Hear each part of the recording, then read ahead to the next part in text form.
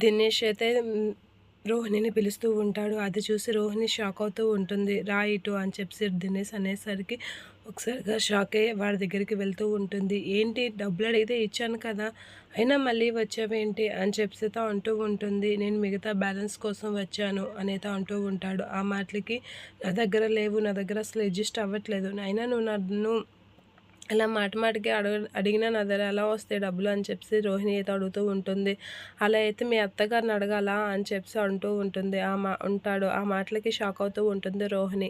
Shock అయ్యి అసలు నా బిజినెస్ ఏం బాలేదు. నా దగ్గర కూడా డబ్బులు లేవు. నా పరిస్థితి కూడా అంతగేం బాలేదు. నన్ను అడగకు నువ్వు మాటి మాటికి డబ్బులు. ఉంటే నేనే ఇస్తాను అని చెప్పేసి రోహిణి అయితే అంటూ ఉంటుంది. లేదు నిన్నిలా కాదు అని చెప్పేసి రోహిణి వాళ్ళ అత్తగారు అని గట్టిగా కేకలేస్తూ ఉంటాడు. చెప్తున్నాను కదా!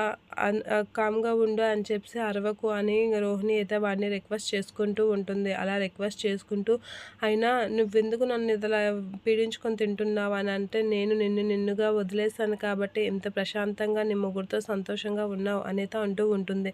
ఏం మాటలు జాగ్రత్తగా రాని ఏం మాట్లాడుతున్నావు అని చెప్పేసి రోహిణి వార్నింగ్ ఇస్తూ ఉంటుంది. అదే టైంలో ప్రభావతి ఇల్లు క్లీన్ చేసుకొని ఆ చెత్త బయట పారేయడానికైతే వస్తూ ఉంటుంది. అలా గేట్ తీస్తూ చెత్త పారేయడానికి వస్తూ మీనా రోహిణి వాళ్ళు మాట్లాడిన సైడ్ నుంచి అయితే వెళ్తూ ఉంటుంది. ఇక రోహిణి అయితే వాడితో నన్ను చెయ్యి నాకు బిజినెస్ కూడా బాలేదు. నాకు అక్కడ ఉంటే నీకే ఇస్తాను. నన్ను ఇలా మాటి మాటికి ఇక్కడికి వచ్చి నన్ను టార్చర్ పెట్టుకు అనేతో అంటూ ఉంటుంది.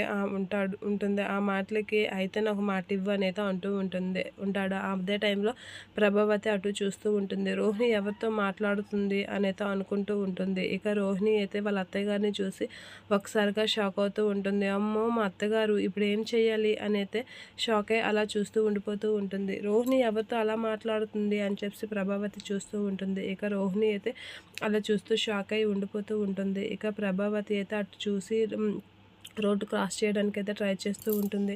మా అత్తగారు వచ్చారు నువ్వు వెళ్ళిపో అని చెప్పేసి వాడిని పంపించేసి వాళ్ళ అత్తయ్య దగ్గరికైతే వెళ్తూ ఉంటుంది. ఎవరు వాళ్ళు అంటే, ఎవరో అత్తయ్య అడ్రస్ అడిగితే చెప్తున్నాను అని అంటే, సరే పద అని చెప్పేసి రోహిణి లోపలికెళ్ళిపోతారు.